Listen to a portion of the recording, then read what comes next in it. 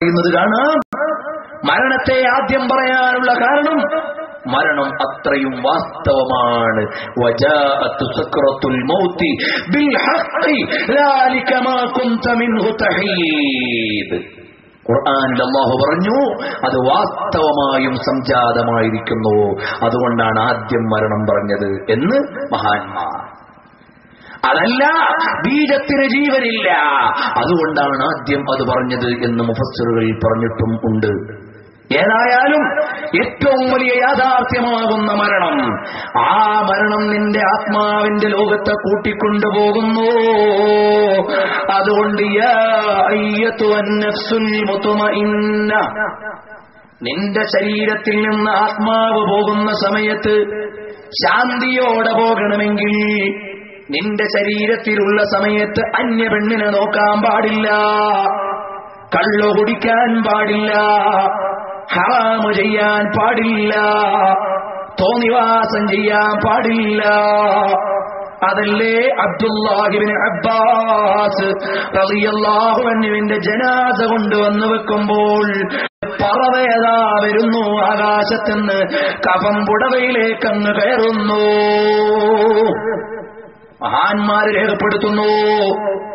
എന്നിട്ട് ജനാദ അങ്ങ് ഖബറടക്കിയപ്പോൾ ഖബറിന്റെ ഉള്ളിൽ നിന്ന് കേൾക്കുന്നു, യാ അയ്യത്തുൻ നഫ്സുൽ മുത്മഇന്ന ഇർജിഇ ഇലാ റബ്ബികി റാദിയതൻ മർദിയാ ഫദ്ഖുലി ഫീ ഇബാദി വദ്ഖുലി ജന്നതി. അഹ്മദ് റഹിമഹുല്ലാഹ് രേഖപ്പെടുത്തുകയാണ്. എന്തേ അബ്ദുല്ലാഹി ഇബ്നു അബ്ബാസ് തങ്ങളുടെ ജീവിതം അള്ളാഹുവിനെ അനുസരിച്ചുകൊണ്ട് മാത്രമായി എന്നതിനാലാണ്. അതുകൊണ്ട് പ്രിയപ്പെട്ട ചെറുപ്പക്കാരെ, ജീവിതം സ്ഫുടമാകണം. കണ്ണുകൊണ്ട് ഹറാമ് കണ്ടുകൂടാ, കാതുകൊണ്ട് തെറ്റ് കേട്ടുകൂടാ, കൈകൊണ്ട് അരുതായ്മകൾ ചെയ്തുകൂടാ, കാലുകൊണ്ട് തെറ്റിലേക്ക് നടന്നുകൂടാ. പൊന്നു പെങ്ങളെ, നീ സീരിയലുകളെ കളാ വീട്ടിക്കൂടാ, അന്യ പുരുഷന്റെ കൂടെ ആടിക്കൂടാ. നീ കോളേജിലേക്കോ സ്കൂളിലേക്കോ പോകാൻ നേരം കൗമാരക്കാരക്കാരായ പെൺകുട്ടികൾക്കൊരു രോഗമുണ്ട്, പ്രദർശനത്വര എന്നാണ്, എക്സിബിഷണലിസം എന്നാണ് ആ രോഗത്തിന്റെ പേര്. എന്നെ 4 പേരൊന്ന് നോക്കണം എന്ന നിലക്ക് വസ്ത്രം ധരിക്കുന്ന പെണ്ണേ, നീ നരകത്തിലേക്ക് ആളെ ക്ഷണിക്കുന്നവരാണ്, നീ നരകം കൊതിക്കുന്നവളാണ്. ഞാനിത് പറയുമ്പോ അങ്ങനെ ചിന്തിച്ച പെണ്ണന്മാരുടെ മനസ്സിൽ ഓർമ്മ വരുന്നില്ലേ? എന്നെ എല്ലാവരും കാണണം, കണ്ടാൽ തൃപ്തിപ്പെടണം എന്ന നില കൂടുത്തൊരുങ്ങി തെരുവിൽ ഇറങ്ങിയിട്ട് മറ്റുള്ളവരെ ആകർഷിപ്പിക്കുന്ന നടത്തവും സംസാരവും കാണിക്കുന്നവർ, മോളെ നീ നരകത്തിലേക്ക് നടന്നെടുക്കുന്നവളാണ്, നീ നരകത്തിലേക്ക് ക്ഷണിച്ചു വരുത്തുന്നവളാണ്, നീ നരകത്തിന്റെ വഴിയിലാണ് സഞ്ചരിക്കുന്നത്. അറിയുമോ? അതുകൊണ്ടത് പാടില്ല. അങ്ങനെ നിന്റെ ജീവിതം ആത്മീകമായ ലോകത്തെ ശ്രദ്ധിച്ചുകൊണ്ടാകണം, അള്ളാഹുവിനെ കുറിച്ചുള്ള വിചാരമുണ്ടാകണം. അപ്പോഴേ രക്ഷപ്പെടാൻ കഴിയൂ. എന്റെ പ്രിയപ്പെട്ട രക്ഷിതാക്കളെ, ഇങ്ങനെ നിങ്ങളുടെ പൊന്നു മക്കളെ അള്ളാഹിനെ കുറിച്ച് പഠിപ്പിക്കാൻ, റസൂലുള്ളാഹിനെ സ്നേഹിക്കാൻ പഠിപ്പിക്കാൻ, അതിനാണ് SSF ഉള്ളത്. നിങ്ങൾക്കറിയുമോ, ഞങ്ങൾ ഈ വേദി ഇവിടെ സംഘടിപ്പിക്കുമ്പോൾ ഞങ്ങളുടെ എല്ലാവരുടെയും മനസ്സിലേക്ക് ഒരു ചെറുപ്പക്കാരൻ കടന്നു വരുന്നുണ്ട്. അതൊരു വലിയ ആലിമല്ല, അതൊരു തങ്ങളല്ല, അതൊരു പണ്ഡിതനല്ല, അതൊരു മുദർരിസല്ല, അതൊരു മുതലാളിയല്ല, അതൊരു ഭരണാധികാരിയല്ല. ഞങ്ങളുടെയൊക്കെ മനസ്സിലേക്ക് വരുന്നൊരു ചെറുപ്പക്കാരനുണ്ട്. ആരാണ്? ഓ ഖാലിദ് സാഹിബാണ്. എന്താണ് ഞങ്ങളുടെ മനസ്സിൽ വരാൻ കാരണം?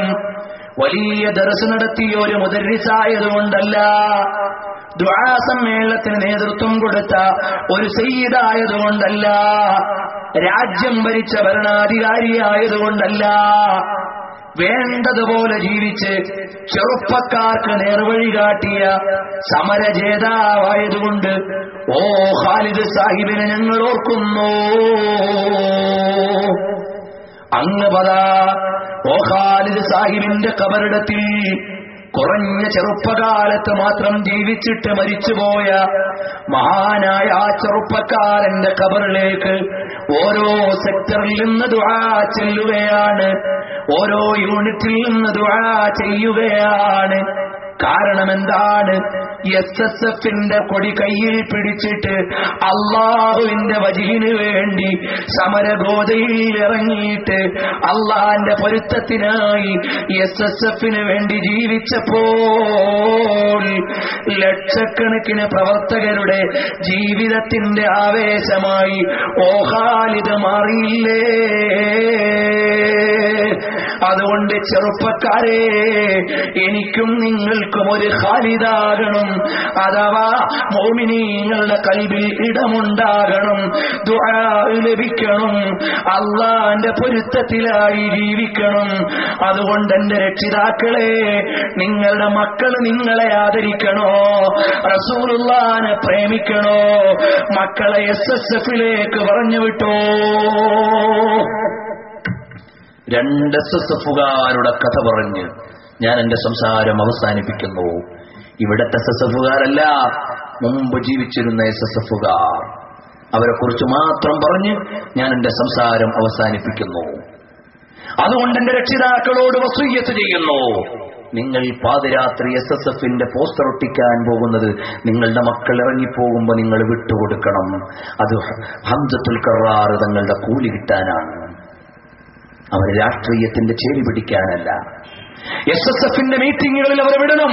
എന്റെ മകൻ നാളെ എന്റെ മയ്യത്തെടുത്ത് വെച്ചിട്ട് ദുആ ചെയ്യാൻ, ഞാൻ മരിച്ചാൽ എനിക്ക് വേണ്ടി ലക്ഷക്കണക്കിന് ആളുകൾ ദുആ ചെയ്യാൻ.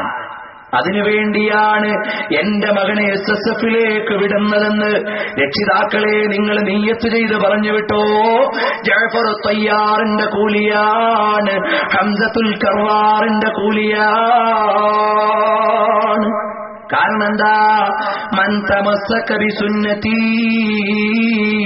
ഇൻദ ഫസാദി ഉമ്മതി ഫലഹു അജ്റു മിഅതി ശഹീദ്.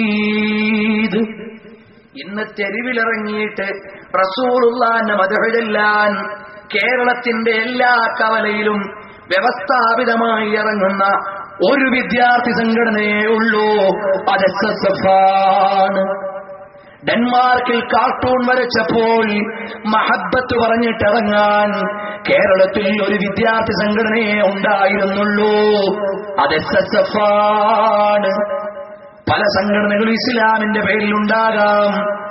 റബീഉൽ അവ്വൽ 14 ജില്ലയിലും ജില്ലാ തലത്തിലും യൂണിറ്റ് തലത്തിലുമെല്ലാം റസൂലുള്ളാഹിന്റെ മൗലിദ് ഓതിയിട്ട് നടക്കാൻ SSFന്റെ മക്കളേ ഉള്ളൂ. ചിലപ്പം ഇൻഡോ സൽഫാന് മുദ്രാവാക്യം വിളിക്കാനുണ്ടാകാം, മണ്ഡൽ കമ്മീഷന് മുദ്രാവാക്യം വിളിക്കാനുണ്ടാകാം, സച്ചാർ കമ്മിറ്റിക്ക് മുദ്രാവാക്യം വിളിക്കാനുണ്ടാകാം, ഇനിയോ വിലക്കയറ്റത്തിനെതിരെ മുദ്രാവാക്യം വിളിക്കാനുണ്ടാകാം. പക്ഷേ കരളിന്റെ കാതലായ റസൂലുള്ളാഹിന്റെ പ്രേമം പറഞ്ഞ് തെരുവിലിറങ്ങി അഭിമാനം കൊള്ളാൻ SSFന്റെ മക്കളെ ഉള്ളൂ. അതുകൊണ്ട് മക്കളെ, നമ്മുടെ കേന്ദ്രം തലസ്ഥാനം മദീനയാണ്, SSFന്റെ തലസ്ഥാനം മദീനയാണ്. കാരണം നമ്മുടെ നേതാവ് മദീനയിലാണ്, ഈമാനിന്റെ മടക്കത്താനം മദീനയാണ്. അതുകൊണ്ട് മദീനയിലേക്ക് പോകണം. പ്രിയപ്പെട്ട ഉമ്മമാരെ, ഇതാണ് ഞങ്ങളുടെ ക്ലാസ്സിൽ ഞങ്ങളുടെ മക്കൾക്ക് പഠിപ്പിച്ചു കൊടുക്കുന്നത്. SSFന്റെ ക്ലാസ്സിൽ വിളിച്ചിട്ട് ഞങ്ങളും ഈ ഇരിക്കുന്ന ഉസ്താദുമാരും SSFന്റെ നേതാക്കന്മാരും പറയുന്നത് തല്ലാൻ പോകാനല്ല, കൊല്ലാൻ പോകാനല്ല. മോനെ സ്വലാത്ത് ചൊല്ലണം, മോനെ റസൂലുള്ളാഹിനെ പ്രേമിക്കണം, മോനെ സുന്നത്ത് ജമാഅത്തിന്റെ കാവലാളാകണം. ഇതാണ് ഞങ്ങൾ പറഞ്ഞു കൊടുക്കാറുള്ളത്. ഉമ്മാനെ ആദരിക്കണം, ഉമ്മാനെ സ്നേഹിക്കണം, ഉമ്മാക്ക് ഖിദ്മത്ത് ചെയ്യണം, പെങ്ങളോട് മഹബ്ബത്ത് വേണം, പെങ്ങൾക്ക് ഖിദ്മത്ത് ചെയ്യണം, പെങ്ങളോട് നല്ല ബന്ധം വേണം, ജ്യേഷ്ഠന്മാരെ ആദരിക്കണം, അനുജന്മാരോട് വാത്സല്യം വേണം, വീട്ടിൽ വഴക്കുണ്ടായിക്കൂടാ, ഹറാമ് തിന്നുകൂടാ, അള്ളാഹുവിന്റെ ദീനിന്റെ കാവൽ ഭടന്മാരാകണം, ഞെരിയാണിക്ക് മേലെ വസ്ത്രം ധരിക്കണം, പരമാവധി തൊപ്പിയിട്ടോ അല്ലാതെയോ തലമറക്കണം. ഇത് പറയാനാണ് SSFകാരൻ ഇവിടെ സംഘടനയുണ്ടാക്കിയത്. അതിനാണ് ഇവിടെ വിളിച്ചുകൂട്ടുന്നത്. അള്ളാഹു നമ്മളെ ആ നിലക്കു തന്നെ ഖിയാമത്ത് നാൾ വരെ നിലനിർത്തി തരട്ടെ. എന്റെ SSFകാരെ, സമയം വൈകിപ്പോകുന്നു. ഞാനൊരൊറ്റ കാര്യം പറഞ്ഞു നിർത്തുന്നു. നമ്മുടെ മുൻഗാമികളിലെ അറിയുമോ, അവരെല്ലാം വിജയിച്ചത് ഈമാൻ കൊണ്ടാണ്. ലാ യസ്ലഹു ആഖിറു ഹാദിഹിൽ ഉമ്മ ഇല്ലാ ബിമാ സ്വലഹ ബിഹി അവ്വലുഹാ. ഇതിന്റെ ഒന്നാം തലമുറ ജയിച്ച എന്തുകൊണ്ടാണോ, അതുകൊണ്ടേ നമ്മൾ ജയിക്കൂ. അതുകൊണ്ട് ഒന്നാം തലമുറയുടെ ആയുധം എന്താണ്? സിദ്ദീഖുൽ അക്ബർ തങ്ങളുടെ ആയുധം റസൂലുള്ളാഹിനോടുള്ള പ്രേമമാണ്. ഉമർ ഇബ്നുൽ ഖത്താബ് തങ്ങളുടെ ആയുധം റസൂലുള്ളാഹിനോടുള്ള പ്രേമമാണ്. അറിയുമോ, സിദ്ദീഖുൽ അക്ബർ തങ്ങൾ വിളിക്കുന്നു. എന്തിനാണ് വിളിക്കുന്നത്? വഫാത്തായ നബി തങ്ങളെ വിളിച്ചിട്ട് പറയുന്നു, ഇമാം ബുഖാരി പഠിപ്പിക്കുന്നു, നബിയേ, അള്ളാന്റെ കോടതിയിലെത്തുമ്പോ ഞങ്ങളെ ഓർക്കണേ നബിയേ. വഫാത്തായ നബിയെ ആദ്യം വിളിച്ച മഹാനാരാണ്? സിദ്ദീഖുൽ അക്ബർ തങ്ങളാണ്. ഉമർ ഇബ്നുൽ ഖത്താബ് തങ്ങൾ ജയിച്ചത് എന്തുകൊണ്ടാണ്? ഖിലാഫത്തിന്റെ പദവി ഏറ്റെടുത്ത ഉടനെ പറഞ്ഞു, അന അബ്ദു റസൂലില്ലാഹി വ ഖാദിമുഹു, ഞാൻ റസൂലുള്ളാഹിന്റെ അടിമയാണ്, സേവകനാണ്. അബുൽ ഖാസിം റസാഇ തങ്ങൾ തദ്കിറത്തുൽ മുഹിബ്ബീൻ എന്ന ഗ്രന്ഥത്തിൽ രേഖപ്പെടുത്തി. 9-ാം നൂറ്റാണ്ടിൽ ജീവിച്ച മഹാനാണ്. ഉസ്മാൻ ഇബ്നു അഫ്ഫാൻ തങ്ങൾ ജയിച്ചതെന്തേ? അവിടുന്ന് കൽത്തുറങ്കിലല്ല, വീട്ടുതണങ്കിൽ കഴിയുമ്പോ നാളെ നോമ്പ് തുറക്കാൻ എന്റെ അടുക്കലേക്ക് വരുന്നോ, അല്ല സൈന്യത്തെ മാറ്റിത്തരണോ? നാളെ തങ്ങളെ, ഞാൻ തങ്ങളുടെ അടുക്കലേക്ക് നോമ്പ് തുറക്കാൻ വരുന്നു എന്ന് പറഞ്ഞ് അത്താഴത്തിന്റെ ഭക്ഷണം വർഷങ്ങൾക്ക് മുമ്പ് വഫാത്തായ നബി തങ്ങളുടെ റൗദയിൽ നിന്ന് വാങ്ങിക്കഴിച്ച മഹാനാണ് ഉസ്മാൻ ഇബ്നു അഫ്ഫാൻ തങ്ങൾ. അൽ ബിദായ വന്യായ ഹിസാർ ഉസ്മാൻ എന്ന അധ്യായത്തിൽ കാണാം. അലി ഇബ്നു അബീ താലിബ് തങ്ങളോ മദീനത്തെ പള്ളിയിൽ കിടക്കുന്നു. പാതിരാത്രിയാകുമ്പോ നബി തങ്ങളെ കാണുന്നു. അവിടുന്ന് കാരക്ക കൊടുക്കുന്നു, അത് വാങ്ങിക്കഴിക്കുന്നു. സുബൈക്ക് ഉമർ ഇബ്നുൽ ഖത്താബ് തങ്ങളോട് പറയുന്നു, മുസന്നഫ് അബ്ദുർ റസാഖിൽ രേഖപ്പെടുത്തുന്നു. അങ്ങനെ എല്ലാ മഹാന്മാരും അങ്ങനെയാണ്. അബൂ ഹനീഫ ഇമാം തങ്ങൾ ആരാണ്? റസൂലുള്ളാഹിനെ പ്രേമിച്ച് മദീനത്ത് പോയി കവിത ചൊല്ലിയ മഹാനാണ്. മദീനത്ത് നിന്നിട്ടോ ഭക്ഷണം കഴിക്കാത്ത മഹാനാണ്. അവിടെ പ്രാഥമിക ആവശ്യ നിർവഹണം നടത്താത്ത മഹാനാണ്. ആര്? ഇമാമുൽ അഅ്ലം അബൂ ഹനീഫ റളിയല്ലാഹു അൻഹു. രണ്ടാമത്തെ ഇമാം മാലിക് ഇമാം തങ്ങൾ ആരാണ്? തല്ലിച്ചതച്ച് ക്ഷീണിച്ചിട്ട് ഉടുതുണി പോലും എടുത്തെടുക്കാൻ കഴിയാത്ത അവസ്ഥയിലേക്ക് മാലിക് ഇബ്നു അനസ് തങ്ങളെ തല്ലിയിട്ട് ജയിലിലിട്ടപ്പോൾ കുറ്റവാളി നബി തങ്ങളുടെ കുടുംബത്തിൽപ്പെട്ട ഒരാളാണെന്ന് അറിഞ്ഞപ്പോൾ പ്രതികാരം വേണ്ട, നാളെ അള്ളാന്റെ കോടതിയിൽ ചെല്ലുമ്പോ അള്ളാന്റെ ഹബീബ് എന്റെ പേരക്കുട്ടിക്ക് വിട്ടുവീഴ്ച ചെയ്യാത്ത ആളല്ലേ മാലിക് എന്ന് പറഞ്ഞിട്ട് എന്നെ പിടിച്ചാലോ എന്ന് പറഞ്ഞുകൊണ്ട് പ്രതികാരമെടുക്കാതെ മഹബത്ത് കാണിച്ച ഇമാമാണ് മാലിക് ഇബ്നു അനസ് ഇമാമുൽ മദീന. ബാക്കി 3 ഇമാമീങ്ങളും സഞ്ചരിച്ചു. ഈജിപ്തിൽ നിന്ന് ബഗ്ദാദിലേക്ക്, ബഗ്ദാദിൽ നിന്ന് മക്കയിലേക്ക്, മക്കയിൽ നിന്ന് മദീനയിലേക്ക്. ബഹുമാനപ്പെട്ട അബൂ ഹനീഫ ഇമാം തങ്ങൾ യാത്ര ചെയ്തു, ഷാഫി ഇമാം തങ്ങൾ യാത്ര ചെയ്തു, അഹ്മദ് ബിൻ ഹംബൽ തങ്ങൾ യാത്ര ചെയ്തു. പക്ഷേ മാലിക് ഇമാം യാത്ര ചെയ്തില്ല. തഅലീമൻ ലിശൈനിൽ മദീനത്തി വതൗഖീറൻ ലിബലദിർ റസൂൽ, ഇമാമുകൾ രേഖപ്പെടുത്തി പോയി. അതുകൊണ്ടൊരു ഇൽമിന്റെ കുറവും വന്നില്ല. ഇമാമുൽ മദീനയല്ലേ. 4ാമത്തെ മദ്ഹബിന്റെ ഇമാം അഹ്മദ് ബിൻ ഹംബൽ ശൈബാനി ആരാണ്? അറിയുമോ? നബി തങ്ങളുടെ ഒരു രോമം കയ്യിലുണ്ട്, അത് ജനാദയിൽ വെക്കാനാണ് എന്ന് പറഞ്ഞു കൊണ്ടു നടന്നിട്ട് ആ രോമത്തിന് തകരാറ് പറ്റി, ആ രോമം നഷ്ടപ്പെടുമെന്ന് കണ്ടപ്പോ പൊട്ടിക്കരഞ്ഞ മഹാനാണ്. ഇബ്നു അസാക്കിർ രേഖപ്പെടുത്തുന്നു, അബൂ നുഐം നിവേദനം ചെയ്യുന്നു, ഇല്ലേ അത്രയും വലിയ മഹാനാണ്. ആരെന്നറിയുമോ? അഹ്മദ് ബിൻ ഹംബൽ ശൈബാനി, ഇമാമു അഹ്ലുസ് സുന്ന, യശ്ഫഉ ലി അഹ്ലുസ് സുന്ന ഫീ ബാബിൽ ജന്ന എന്ന് പിൽക്കാലത്തുള്ള മഹാന്മാര് പറഞ്ഞു. അങ്ങനെയുള്ള സുന്നത്ത് ജമാഅത്തിന്റെ നേതാവാണ് അഹ്മദ് ബിൻ ഹംബൽ ശൈബാനി. ഇമാം ബുഖാരി തങ്ങള് സഹീഹുൽ ബുഖാരി രചിച്ചത് എവിടുന്നാണ്? നബി തങ്ങളെ സ്വപ്നം കണ്ടിട്ടാണ്. ഇമാം മുസ്ലിം തങ്ങൾ ഖിദ്മത്തിൽ ഇറങ്ങിയത് എവിടുന്നാണ്? നബി തങ്ങളുടെ നൂറിന്റെ ബറക്കത്താണ്. മുഹമ്മദുൽ ഖുറാനി റഹിമഹുല്ലാഹ് അൽ കൗസറുൽ ജാലി ഇലാ റിയാദിൽ ബുഖാരി എന്ന ഗ്രന്ഥത്തിന്റെ തുടക്കത്തിൽ നബി തങ്ങളുടെ 20 വാപ്പമാരുടെ പേരെഴുതി ബറക്കത്തെടുത്തിട്ടാണ് കിതാബ് എഴുതിയത്. അവർ 20 പേരും മുഅ്മിനീങ്ങളാണ്. അത് മുഴുവനും ഇജ്മാ കൊണ്ട് സ്ഥിരപ്പെട്ടതാണ് എന്നതിന്റെ തുടക്കത്തിൽ എഴുതിയിട്ടുണ്ട്. ശറഹുൽ മുഹദ്ദബ് തുടങ്ങുന്നത് 20 വാപ്പമാരുടെ നബി തങ്ങളുടെ 20 ഉപ്പാപ്പാരുടെ പേരെഴുതിയിട്ടാണ്. മുത്തബർരികം ബി അൻസാബിർ റസൂൽ. അങ്ങനെ 55ഓളം ഇമാമിങ്ങളുണ്ട് കേട്ടോ. ഇൻഷാ അല്ലാഹ് മറ്റു പല പ്രസംഗത്തിന്റെ ഈ സീഡി നിങ്ങളുടെ കയ്യിൽ കിട്ടുമ്പോ ആ ഇമാമിങ്ങളുടെ പേരതിൽ നിങ്ങൾക്ക് കേൾക്കാൻ കഴിയും. 55ഓളം ഇമാമിങ്ങൾ അവരുടെ രചന നടത്തിയത് റസൂലുള്ളാഹിന്റെ വാപ്പപ്പാപ്പമാരുടെ പേര് പറഞ്ഞിട്ടാണ്. ഇനി വേണോ? അൽ-അഖ്താബുൽ അർബഅ. അവരെല്ലാവരും വിജയിച്ചത് എങ്ങനെയാണ്? റസൂലുള്ളാഹിനോടുള്ള ഹുബ്ബാണ്. അശ്അരി ഇമാം അശ്അരിയത്തിന്റെ ഇമാമായത് നബി തങ്ങൾ റമളാനിൽ കണ്ടിട്ട് പറഞ്ഞതാണ് എന്ന് ഇബ്നു അസാകിർ തബീനു കദിബിൽ മുഫ്തരി എന്ന ഗ്രന്ഥത്തിൽ രേഖപ്പെടുത്തുന്നു. അങ്ങനെ ആയിരക്കണക്കിന് ഇമാമിങ്ങൾ, അവരെല്ലാം സുന്നത്ത് ജമാഅത്തിന്റെ ഇമാമിങ്ങൾ തന്നെ. ശാഫി ഇമാമതങ്ങൾ മദീനത്തെ പള്ളിയിൽ വന്ന് ദർസ് തുടങ്ങിയത് നബി തങ്ങളുടെ ഖബറിന്റെ മേലെ കൈവച്ച് ബറക്കത്തെടുത്തിട്ടാണ് എന്ന് താരീഖുൽ ഇമാം ശാഫിയിലുണ്ട് കേട്ടോ. ഇമാമിങ്ങളും അവരുടെ വിജയത്തിന്റെ വഴി റസൂലുള്ളാഹിനോടുള്ള ഹുബ്ബാണ്. ആ ഹുബ്ബന്റെയും നിങ്ങളുടെയും ഖൽബിൽ വേണം. റസൂലുള്ളാഹിനെ പ്രേമിക്കണം, സ്വലാത്ത് ചൊല്ലണം. ആ മഹബ്ബത്തിന്റെ ലോകത്തങ്ങ് ജീവിച്ചാൽ മുസ്തഫ ജാന റഹ്മത്ത് കാരുണ്യത്തിന്റെ ജീവനാണ്, പ്രപഞ്ചമാണ്. മാത്രമല്ല നമ്മുടെ ജീവൻ പണയം വെക്കാൻ പറ്റുന്ന നേതാവാണ്. ആ റസൂലുള്ളാഹിനെ പ്രേമിക്കണം മക്കളെ. എന്റെ സസഫുകാരാ, നബിതങ്ങൾക്ക് സ്നേഹമുള്ള വേഷം ധരിക്കണം. ഇസാബയുടെ അംഗങ്ങളെ, നമ്മളെല്ലാം പരസ്പരം അല്ലാഹുവിന്റെ വജ്ഹിന് വേണ്ടി സ്നേഹിക്കുന്നവരാണ്. അത് പഠിപ്പിച്ചത് സ്വഹാബത്താണ്. 2 സ്വഹാബികൾ അല്ലാഹുവിന്റെ മാർഗത്തിൽ പരസ്പരം സ്നേഹിക്കുന്നു. ഒന്ന് സഅബ് ബിൻ ജുസാമയാണ്. 2 പേരും അല്ലാഹുവിന്റെ മാർഗത്തിൽ സ്നേഹിക്കുന്നു. എന്നിട്ടവര് പറഞ്ഞു, നമ്മളിൽ ആര് ആദ്യം മരിച്ചാലും നമുക്ക് ജീവിച്ചിരിക്കുന്നയാൾക്ക് മരിച്ചയാളെ കാണണം. അങ്ങനെ ഡിമാൻഡ് ചെയ്യുന്നു.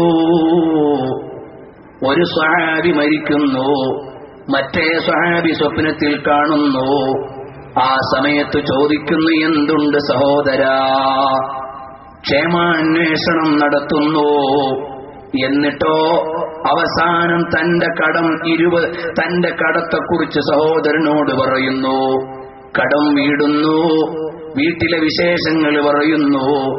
ചുരുക്കി പറഞ്ഞാൽ അതുപോലെ SSFകാരെ നമ്മുടെ എല്ലാവരുടെയും ആത്മാവുകൾ തമ്മിൽ ബന്ധപ്പെട്ടതാണ്. ഞാൻ ഈ യൂണിറ്റിലെ ഒരു SSFകാരനെ സ്നേഹിക്കുന്നത്, ആ SSFകാരൻ എന്നെ സ്നേഹിക്കേണ്ടത് അല്ലാഹുവിന്റെ മാർഗത്തിലുള്ള സഹോദരൻ എന്ന നിലക്കാണ്. എന്തിനാണ് ഈ സ്നേഹം? അയ്യുൽ മുതഹബ്ബൂന ബിജലാലി, അല്ലാഹുവിന് വേണ്ടി പ്രേമിച്ചവരെവിടെ എന്ന് ചോദിച്ചിട്ട് വലിയ സിംഹാസനമൊരുക്കി അല്ലാഹുവിന്റെ കോടതിയിൽ വിളിക്കുന്ന സമയത്ത് അവിടെ ഒരുമിച്ചുകൂടാനാണ്. അതുകൊണ്ട് പരസ്പരം സ്നേഹിക്കണം, പരസ്പരം ദുആ ചെയ്യണം. നമ്മൾ കൃത്യമായി ജമാഅത്തായി പരമാവധി നിസ്കരിക്കണം. ഒരൊറ്റ വഖത്ത് നിസ്കാരവും ഖളാ ആയിക്കൂടാ. സുന്നത്ത് നിസ്കാരം നമ്മൾ പതിവാക്കണം. മുഅക്കദായ 10 റക്അത്ത് സുന്നത്തെങ്കിലും നമ്മൾ ജീവിതത്തിൽ പാലിക്കണം. SSFന്റെ ക്യാമ്പിൽ നിങ്ങളോട് ളുഹാ നിസ്കാരം പറഞ്ഞില്ലേ? ശ്രമിച്ചു നോക്കണം. സൂറത്തുൽ മുൽക്ക് ഓതാൻ ഓർമ്മപ്പെടുത്തിയിട്ടില്ലേ? മറക്കരുത്. ഹദ്ദാദ് നമ്മുടെ മന്ത്രമല്ലേ? അത് കാവലാണ്. ഇതെല്ലാം അനുസരിച്ചിട്ട് നല്ലൊരു ചെറുപ്പക്കാരനായി ജീവിച്ചാൽ മോനെ, അല്ലാഹുവിന്റെ കോടതിയിൽ നമുക്ക് കിട്ടുന്നത് അർശിന്റെ തണലാണ്. നമ്മുടെ മുൻഗാമികളായ SSFുകാരുണ്ട്, SBS കാരുണ്ട്. അവർ